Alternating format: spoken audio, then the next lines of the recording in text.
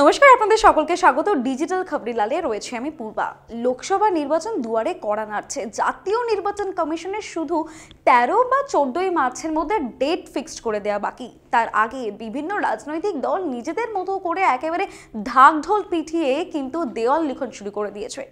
আর এই দেওয়াল লিখনের দিক থেকে বা প্রার্থী তালিকার দিক থেকে প্রথম ব্যাটিং কিন্তু করে দিয়েছে বিজেপি। তারা তাদের প্রথম প্রার্থী তালিকার নাম প্রকাশ করে দিয়েছে আর জল মাপছে বঙ্গের শাসক দল টিএমসি। এদিকে বঙ্গ সফর সদ্য ছেড়েছেন প্রধানমন্ত্রী নরেন্দ্র মোদী। আর প্রধানমন্ত্রী নরেন্দ্র মোদী কোথাও গিয়ে বুঝে গেছেন বঙ্গে নারী শক্তি সবসময় জয় জয়কার থাকে। তাই নারী শক্তির কথা মাথায় রেখেই নারী বন্দনা সভা করে গিয়েছেন। সেখান থেকে সন্দেশখালীর মহিলাদের সঙ্গেও কথা বলেছেন, সন্দেশখালীর শব্দও উচ্চারণ করেছেন। আর টিএমসিকে তো একেবারে চাঁচা ছোলা ভাষায় কটাক্ষ করেছেন। আর তারই পাল্টা টিএমসির সভা তো বলা চলে, কিন্তু তার আগে বলা চলে যে আন্তর্জাতিক নারী দিবস 8ই মার্চ। এই 8ই মার্চে টিএমসি প্রতি বছরে একটি মিছিল করে থাকেন। আর এবছরে যেহেতু 8ই মার্চ মহাশিবরাত্রি পড়েছে, তাই তারই আগে একেবারে ঢাকঢোল পিটিয়ে মহা মিছিল টিএমসির পক্ষ থেকে নারী দিবস উপলক্ষে।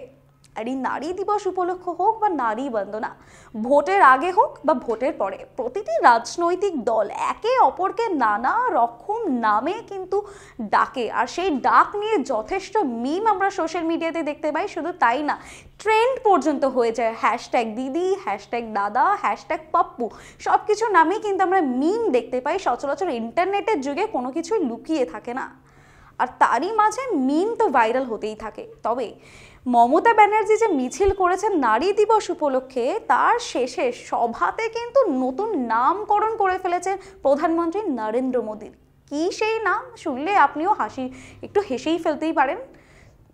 পিন্টু বাবু। মানে ভাবতে পারছেন না, আপনার বাড়ির আশেপাশে বা আমার বাড়ির আশেপাশে যদি কারোর নাম পিন্টু থাকে, তাহলে আপনার একবার হলেও মনে পড়বে যে মুখ্যমন্ত্রী মমতা ব্যানার্জি প্রধানমন্ত্রী নরেন্দ্র মোদীর নাম রেখেছে একেবারে পিন্টু বাবু।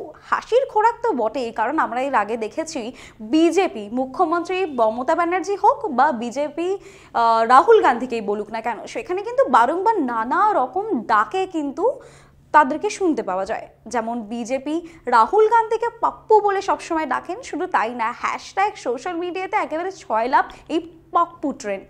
আর এদিকে দিদি, দিদি গো দিদি, এই ভাইরাল ভিডিওতে আমরা সকলেই দেখেছি নরেন্দ্র মোদী দিদিকে কিভাবে দিদি বলে ডাকেন, সেই নিয়েও কটাক্ষ হয়ে থাকে। আর ঠিক এবারেই লোকসভা নির্বাচনের আগে প্রধানমন্ত্রীর নতুন নামকরণ করে ফেললেন মমতা ব্যানার্জি, পিন্টু বাবু। তিনি শুধু তাই না, নিজেও বলেছেন পিন্টু বাবু নাম রেখেছি বিজেপির। কি বললেন শুনুন। बीजेपी আমি বলি पिंटू बाबू। तुम पिंटू बाबू को गुस्सा क्यों आता है? আমরা এখানে আধার কার্ডও কাটতে দেবো না, এনআরসিও করতে দেবো না। আর মতুয়াদের নিয়ে যে মিথ্যে রাজনীতি, উত্তরবঙ্গ পশ্চিমবঙ্গকে ভাগ করার যে মিথ্যে রাজনীতি, হিন্দু মুসলমানকে ভাগ করার যে রাজনীতি, তপশিলি আদিবাসীদের যে ভাগ করার রাজনীতি, আমরা এটা মানব না। সেই জন্যে पिंटू बाबू को गुस्सा है बहुत।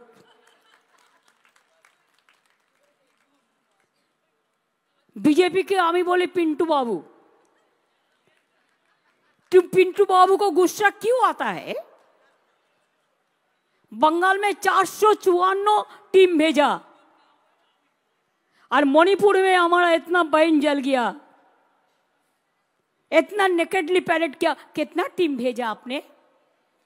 बीजेपी पार्टी आपने कितना टीम भेजा? कि मीडियार बंधुरा আমি কি মিথ্যে কথা বলছি? আমি তো মাইকের সামনে দাঁড়িয়ে বলছি, সাহস নিয়ে আপনাদের কোশ্চেনগুলো করবার। হাতরাসে কটা টিম গিয়েছিল? জব কার্ড হোল্ডারদের 3 বছর টাকা দেননি, 455টা টিম পাঠিয়েছেন।